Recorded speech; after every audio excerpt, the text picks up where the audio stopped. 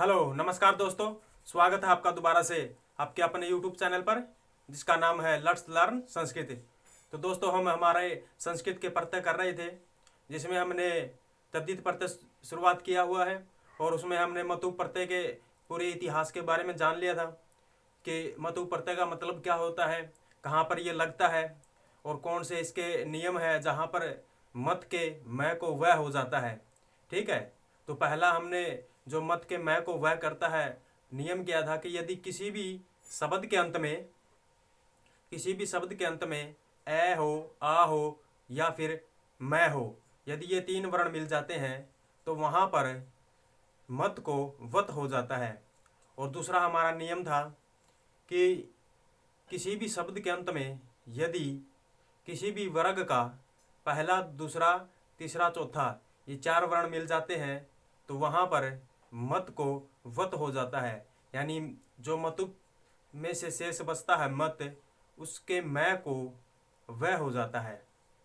ठीक है, और इसके सभी हमने ये इसका एक सूत्र भी बताया था, तदस्या अस्मिन इति मतुप, तदस्या अस्मिन इति मतुप। भाई इसका मतलब ये होता है कि इसका है या फिर इसमें है। यदि इस प्रकार के अर्थ निकालने के लिए किसी जातिवाचक या भाववाचक संज्ञा बनाने के लिए हम मतु प्रत्यय का प्रयोग करते हैं और मतु प्रत्यय में वाला या वाली का ये अर्थ निकलता है। और आज हम उसके उदाहरण करेंगे। ठीक है, और ये बता दिया था कि कैसे उदाहरण हमने बनाने हैं। तो पहला आज का जो उदाहरण होगा हमारा, उसमें हम देखेंगे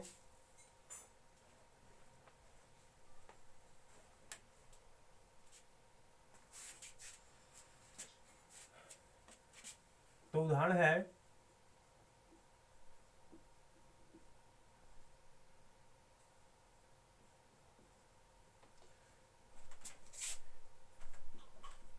पहला हमारा उदाहरण होगा जहां पर हम कोई रूप शब्द है, ठीक है, रूप शब्द है और हमें यहाँ मतु प्रत्यय का प्रयोग करना है। ठीक है, तो रूप शब्द है, मतु प्रत्यय का प्रयोग करना है। तो सबसे पहले रूप में शेष बच जाएगा क्या, मतु प्रत्यय जब लगता है तो इसका ये पै की भी इत संज्ञा से लोप हो जाता है और ऊ का भी इत संज्ञा से लोप हो जाता है। ठीक है, और ये पै का कौन से सूत्र से इत संज्ञा होगा और लोप का कौन से सूत्र से होगा। इसी प्रकार ये जो उकार है इसका इत संज्ञा करने वाला सूत्र कौन सा है और लोप करने वाला सूत्र कौन सा है, ये संधि में समझाए जा चुके हैं। यदि आपने अभी तक संधि नहीं देखी तो आप प्लेलिस्ट में जाकर के संधि देख सकते हो। तो सबसे पहले आपको ये ध्यान रखना है कि जो ये पै है, इस पै के अंदर हमारा ए है। ठीक है, और हमने पहला नियम ये किया था कि कहीं पर यदि ए किसी शब्द के अंत में ए हो, आ हो या फिर मैं हो, ठीक है, ये तीनों वर्ण मिल जाते हैं तो जो हमारा मतुप का मत शेष बच जाता है, इस मत को वत हो जाएगा। ठीक है, तो मतुप में लगता तो मत है, ठीक है, लेकिन इस मत को यहाँ पर क्या लग जाएगा, यहाँ पर मत को वत हो जाएगा, वत। ठीक है, तो रूपवत ये शब्द बन जाएगा ऐसे, रूपवत। अब ये कोई शब्द बन गया, ठीक है, ये वो शब्द है जो मतुप प्रत्यय लगने के कारण बना है। ठीक है, और यदि हम अब इसके रूप चलाएंगे तो इसके रूप चलेंगे भगवत के समान, पुल्लिंग में भगवत के समान चलेंगे।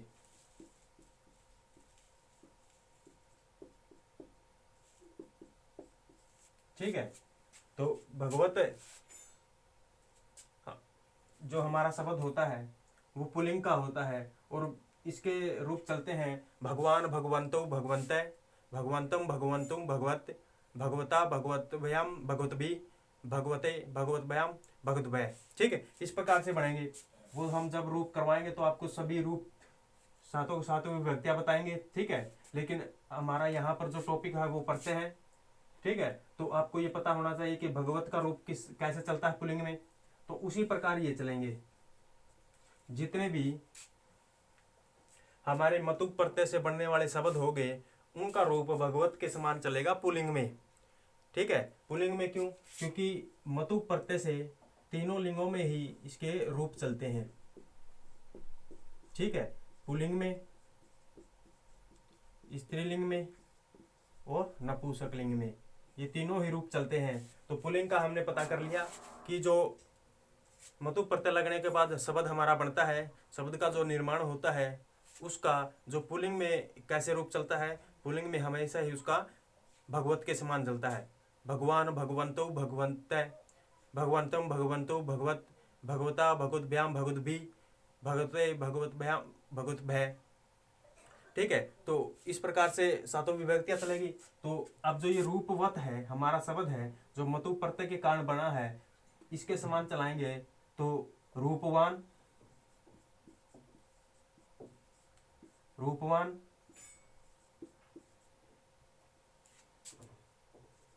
रूपवंतौ, रूपवंत है। ठीक है, रूपवान, रूपवंतो, रूपवंत है, क्योंकि भगवत के समान चलता है। और ये हो गया हमारा प्रथमा का। ठीक है, ये प्रथमा का एक वचन है, प्रथमा का द्विवचन है और प्रथमा का बहुवचन है। ठीक है, ये तो प्रथमा विभक्ति हो गई। और भगवत का जो हमारा कैसे चलता है पुल्लिंग में, ये चलता है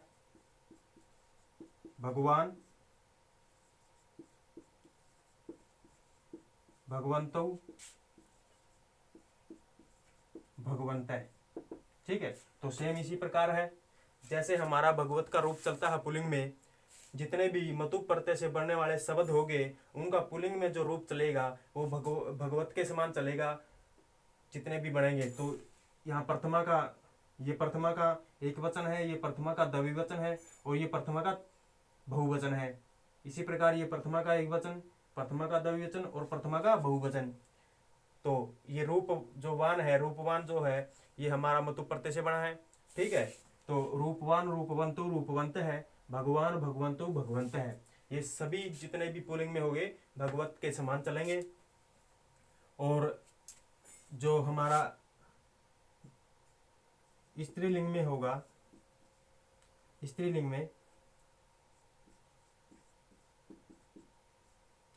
वो सभी हमारा नदी के समान चलेगा। जो नदी होती है, नदी, नद्यौ और नद्य, इस प्रकार चलता है नदी का रूप। नदी, नद्यौ, नद्य। और रूपवत मतुप प्रत्यय से बना है। तो अब इसका स्त्रीलिंग में देखो कैसे बनेगा। रूपवती,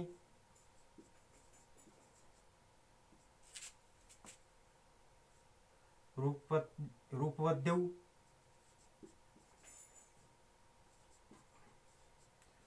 रूपवद्य। ठीक है, पुल्लिंग में तो चलेगा किसके समान? भगवत के रूप के समान। जिस प्रकार से भगवत का सातों विभक्तियों में रूप चलता है, ठीक है, उसी प्रकार जो पुल्लिंग से बढ़ने वाले शब्द है उनका जो पुल्लिंग में रूप चलेगा वो कैसे चलेगा? वो भगवत के समान चलेगा। और जो हमारा नदी है, स्त्रीलिंग है, जो मतुप प्रत्यय से बढ़ने वाले शब्द हो गए उनका जो स्त्रीलिंग में रूप चलेगा वो कैसे चलेगा? वो नदी के समान चलेगा। नदी, नद्यौ, नद्य है, रूपवती, रूपवत्यौ, रूपवत्य है। ठीक है, इस प्रकार से चलेगा। और आप इसका एक बार स्क्रीनशॉट ले सकते हो। और जो हमारा स्त्रीलिंग में चलेगा वो जगत के समान चलेगा।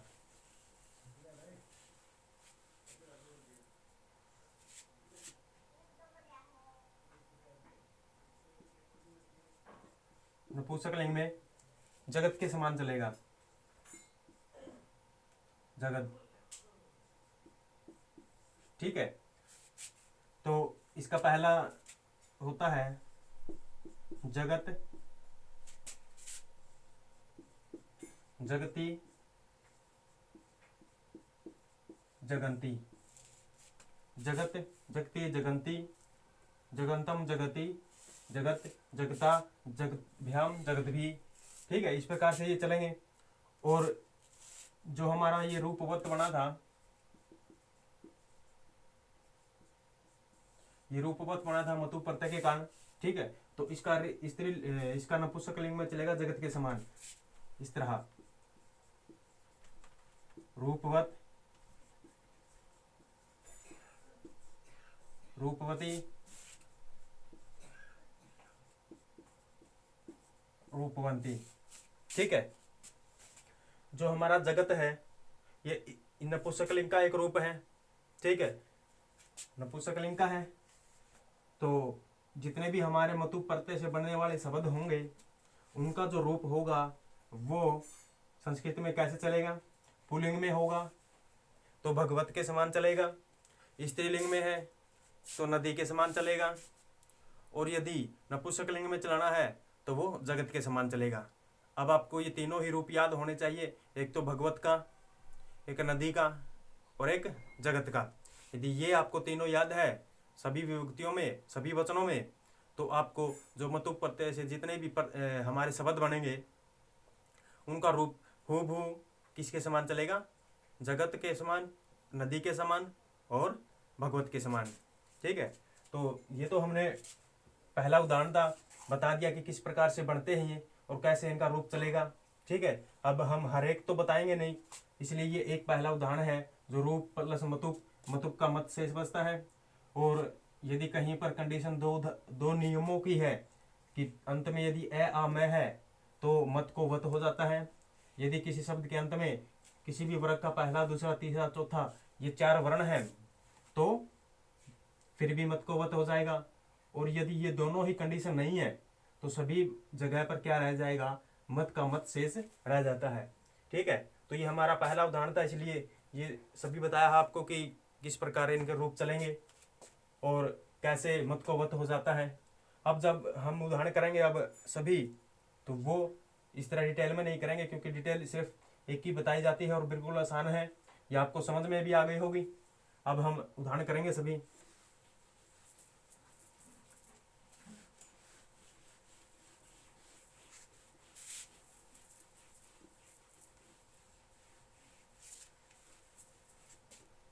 तो रूप प्लस मत, मतुप प्रत्यय, मत शेष बचता है और इसका रूप बनता है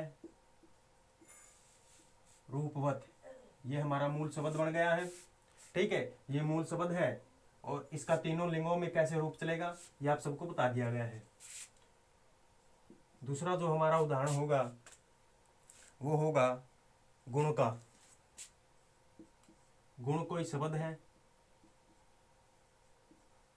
मतु प्रत्यय लगा दिया, ठीक है। बिल्कुल इसी की तरह सभी कंडीशन है, सभी लिंगों में चलेगा, पुल्लिंग में, नपुंसकलिंग में और स्त्रीलिंग में।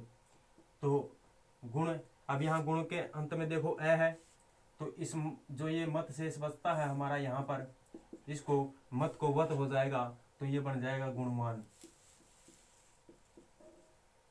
गुणवत। गुणवान तो पुल्लिंग का रूप हो गया गुणवत, ठीक है, गुणवत। मतु प्रत्यय का मतलब अर्थ क्या होता है, वाला या वाली होता है। तो ये रूप प्लस मतुप है तो रूपवत, रूपवत का मतलब होता है रूप वाला, गुणवत का मतलब होता है गुण वाला। तीसरा इसका है उदाहरण धन प्लस मतुप।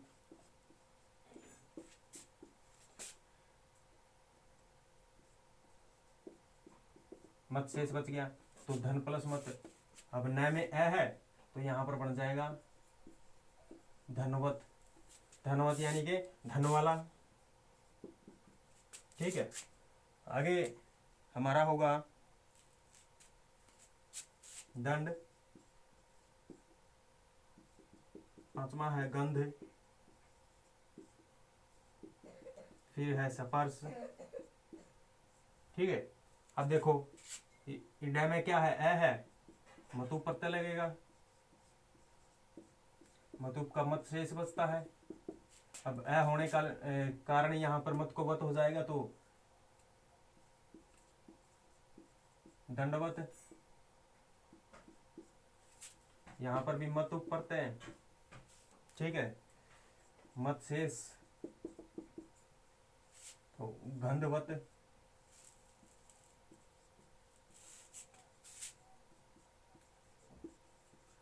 मतुप प्रत्यय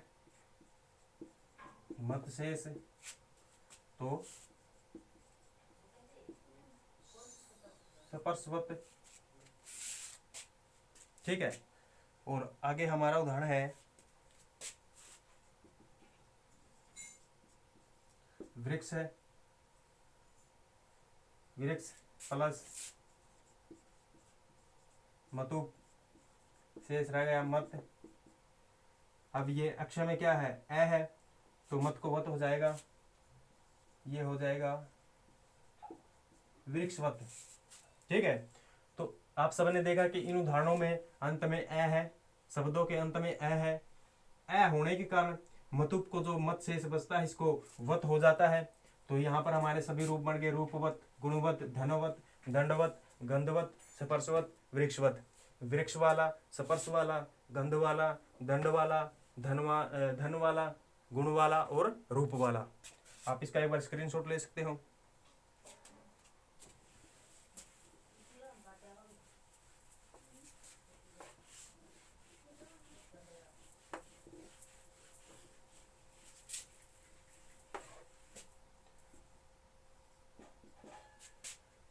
आगे हमारे उदाहरण होंगे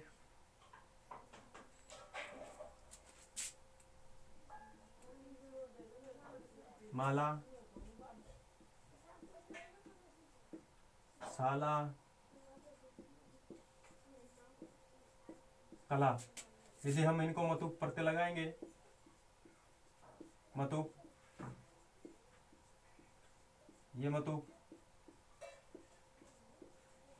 मतुप। अब इन शब्दों के अंत में देखो शेष क्या है, यानी कि शब्द के अंत में आ है। ठीक है, आ है, आ होने के कारण मतुप को जो हमारा मत शेष बचता है इसको क्या हो जाएगा, वत हो जाएगा, मालावत।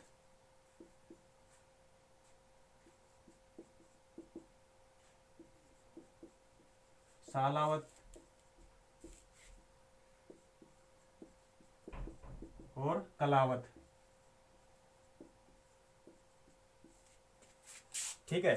पहले हमने अंत में ए बच रहा शेष था, यहां पर आ शेष है। आगे है लता, विद्या, माया। अब यहां पर मतुप प्रत्यय लगाओ, यहां पर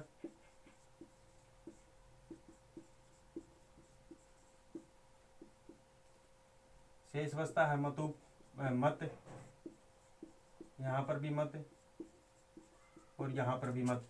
ठीक है। तो इन शब्दों के अंत में क्या है, अंत में आ है, आ होने के कारण यहां पर क्या हो जाएगा, मत को वत हो जाएगा, तो लतावत,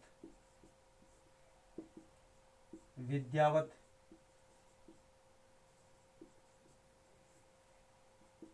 और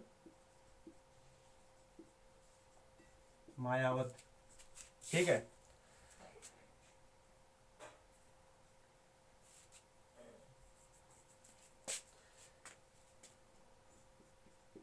और है हमारा पयस। आगे है पयस के बाद है मनस, मनस। ठीक है।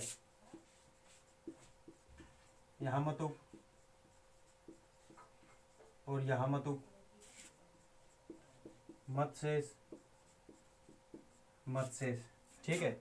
अब हमने क्या देखा था कि किसी भी शब्द के अंत में या उपधा में, ठीक है, ये दो, पहला जो हमारा हमने नियम किया था मतुप प्रत्यय का, वहां हमने बताया था पहले नियम में, यदि किसी शब्द के अंत में या उपधा में, ठीक है, उपधा क्या होता है, उपधा होता है सेकंड लास्ट अक्षर। ठीक है, अंत के जस्ट पहले। ठीक है। तो वहां पर क्या हो, या तो ए हो या आ हो या मैं हो, या तो अंत में ए आ मैं हो या फिर उपधा में।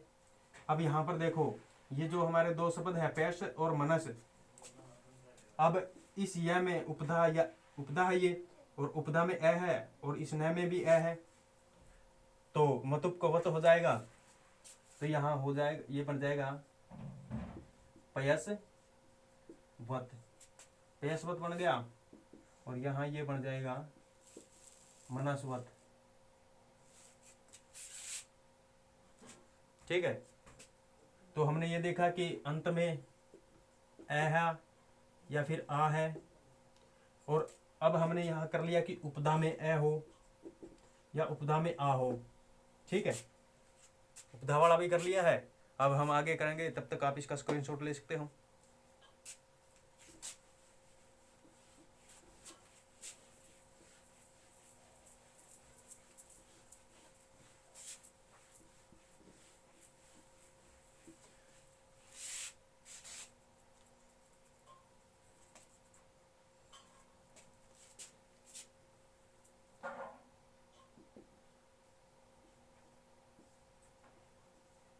किम, किम है, सम है,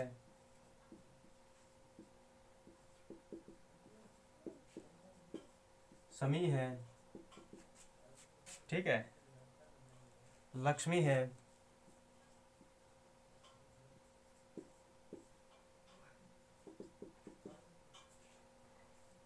लक्ष्मी आ गया,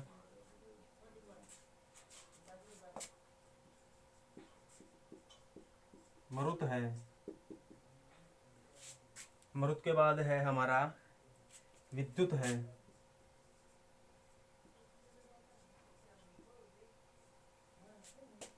तो हमने पहले किया था ये, यदि किसी शब्द के अंत में ए हो, आ हो या मैं हो या फिर उपधा में हो, तो अब यहाँ पर देखो अंत में मैं है, अंत में मैं है, मतु प्रत्यय लगेगा, मत शेष रहता है, तो अंत में मैं होने के कारण मत को वत हो जाएगा, तो ये बन जाएगा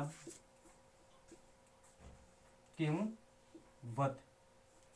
और ये जो हमारा मैं होता है ये अनुस्वार बन के ऊपर लगा दिया जाता है, तो ये किमवत बन गया।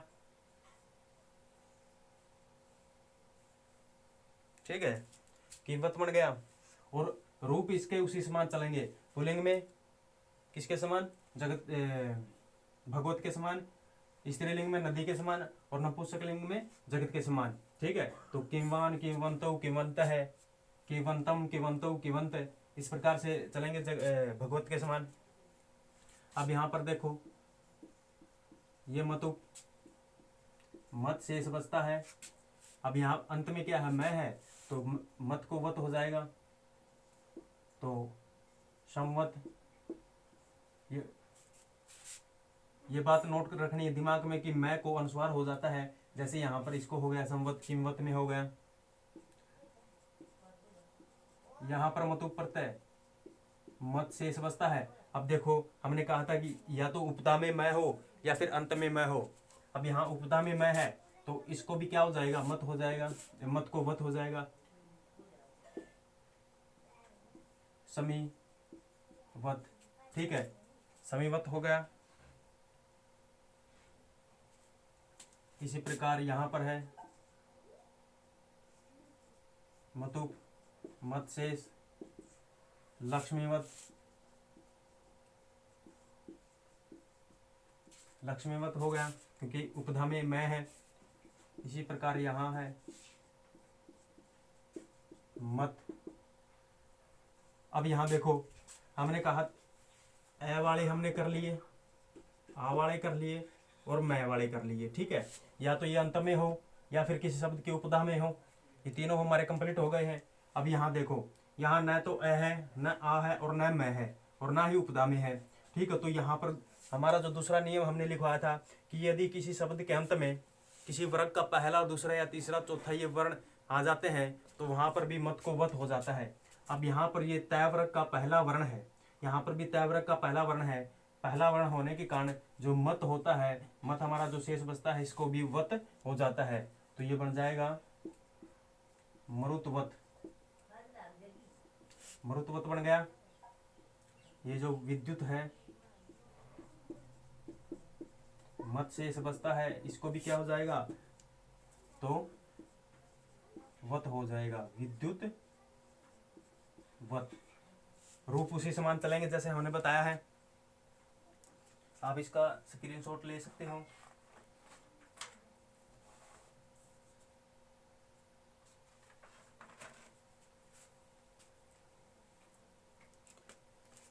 ठीक है। और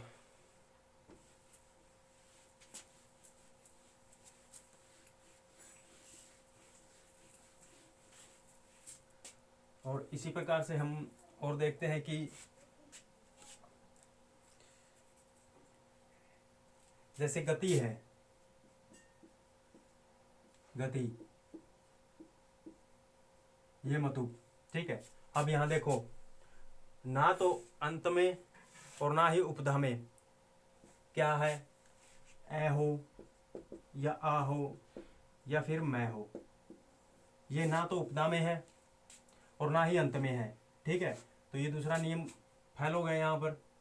और ये फिर कहता है कि किसी शब्द के अंत में किसी वर्ग का पहला, दूसरा, तीसरा और चौथा ये वर्ण हो तब भी मत को वत हो जाता है। लेकिन यहाँ पर तो ये भी नहीं है अंत में, क्योंकि अंत में क्या है, अंत में हर्षवय ई है। ठीक है। तो ये भी यहाँ पर फैल हो गया। तो अब देखो, अब यहाँ पर मतुम में जो मत हमारा शेष बचता है ये सेम वैसा का ऐसा रह जाएगा। तो ये बन जाएगा गति मत, गति मत। ठीक है। रूप उसी समान चलेंगे जैसे हमारे पुल्लिंग में भगवत का, स्त्रीलिंग में नदी का और नपुंसकलिंग में जगत का। तो आगे जितने भी हमारे बनेंगे ऐसे ही हैं। गति आ गया, मति आ गया,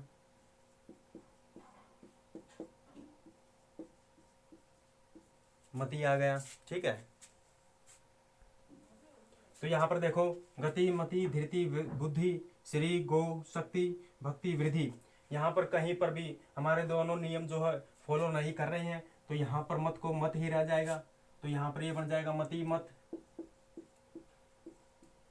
मति मत हो गया। ये बन जाएगा धृति मत, धृति मत बन गया। ये बन गया बुद्धि मत, यहाँ पर बन जाएगा श्री मत, यहाँ पर बन जाएगा गोमत, यहाँ गोमत यहाँ बन गया। ठीक है। यहाँ पर बन जाएगा शक्ति मत, यहाँ पर बन जाएगा भक्ति मत। ठीक है। और यहाँ पर बन जाएगा वृद्धि मत, वृद्धि मत। ठीक है। जैसे शक्ति मत है तो शक्तिमान, शक्तिमंत तो शक्तिमंत है, शक्तिमत है शक्तिमंत तो शक्तिमत है। इस प्रकार से ये सभी रूप चलेंगे शक्तिमान, शक्तिमान के। ठीक है। तो आप समझ गए, यहाँ पर कोई भी दोनों नियम फॉलो नहीं कर रहे हैं। फॉलो ना करने के कारण मत को मत ही शेष रह गया और मत ही पीछे वहां पर लग गया। ठीक है। बुद्धिमत, बुद्धि, बुद्धिमत है, श्रीमत है। ठीक है। अब हम करेंगे जो हमारे विशेष बचे हुए थे। आपने उसका स्क्रीनशॉट ले लिया होगा। अब जो हमने विशेष शब्द लिखवाए थे, वो 6 या 7 हमारे शब्द थे। जैसे हम पहला था यव, दूसरा था हमारा भूमि, फिर था हमारा कृमि। ठीक है, कृमि हो गया। फिर था हमारा उर्मी, यव, भूमि, कृमि, उर्मी। और फिर था हमारा मरुत। ठीक है, मरुत नहीं, गरुत, गरुत, गरुत था। और फिर हमारा था विध्वस। ठीक है, विध्वस या विदुष, विदुष। तो ये हमारे जो विशेष शब्द थे इनकी कंडीशन अलग है। यहाँ शेष क्या बचा हुआ है, यहाँ शेष बचा हुआ है कि यानी कि अंत में क्या है, अंत में ए है। और जब मतु प्रत्यय लगाएंगे तो कंडीशन क्या थी, जो हमारा मत बचता है इसको क्या हो जाए, वत हो जाए। ठीक है। अंत में, इस शब्द के अंत में क्या है, ए है। और जब हम मतु प्रत्यय लगाते थे तो अंत में ए होने के कारण मत को वत हो जाता था। लेकिन हमने पहले ही बताया था कि ये 6-7 ऐसे शब्द है कि कंडीशन दोनों ही नियमों की है, लेकिन ये विशेष शब्द है, आपको याद रखने हैं। इन विशेष शब्दों में मत को मत ही रहेगा, वत नहीं होगा। तो ये हो जाएगा यव मत, यव मत, यव मत। ठीक है, यहाँ पर यदि मधु प्रत्यय लगाएंगे, ठीक है, मत शेष बचता है। तो अब उपधा में देखो मैं है, ठीक है, उपधा में मैं है, तो यहाँ पर मत को वत हो जाना चाहिए था, लेकिन यहाँ पर भी मत को वत नहीं होगा, मत ही रह जाएगा, भूमि मत। ठीक है, भूमि मत हो गया। अब यहाँ पर भी उपधा में मैं है, मतु प्रत्यय लगेगा, मत शेष होता है। उपधा में मैं है, वैसे तो कंडीशन के हिसाब से जो हमारा पहला नियम था ये कहता था कि यदि अंत में या उपधा में ए हो, आ हो या फिर मैं हो तो वहां मत को वत हो जाता है, लेकिन ये विशेष शब्द है, यहाँ पर नहीं होगा। तो ये कृमि है, तो कृमि मत ही बनेगा। ठीक है, अब यहाँ पर उर्मी है, उर्मी को मतुप प्रत्यय लगाया, मतुप को मत शेष बचता है मतुप को। अब यहाँ पर देखो उर्मी है, अंत में क्या है, उपधा में क्या है, उपधा में हमारा मैं है, मैं हो, लेकिन मत को वत यहाँ नहीं होगा क्योंकि विशेष है, इसलिए ये बन जाएगा उर्मी मत। ठीक है, ये मतुप प्रत्यय। अब यहाँ पर देखो जो गुरुत्व है, इस गुरुत्व में हमारा जो दूसरा नियम फॉलो हो रहा है, यहाँ पर गुरुत्व में कहता है कि यदि अंत में किसी भी वर्ग का पहला, दूसरा, तीसरा या चौथा वर्ण हो तो मतुप को जो मत शेष बचता है उसको वत हो जाता है। यहाँ पर जो गुरुत्व है ये विशेष शब्द है, यहाँ पर मत को वत नहीं होगा, ये मत ही शेष रहेगा यहाँ पर, तो ये बन जाएगा गुरुत्व मत। ठीक है, गुरुत्व मत बन गया। इसी प्रकार ऐसे है जो विध्वंस है या विदुष है, क्योंकि विध्वंस जो हमारा शब्द होता है आगे चल करके ये विदुष बन जाता है। और जब हम यहाँ मतुप प्रत्यय लगाते हैं, जब मतुप प्रत्यय यहाँ लगाया जाता है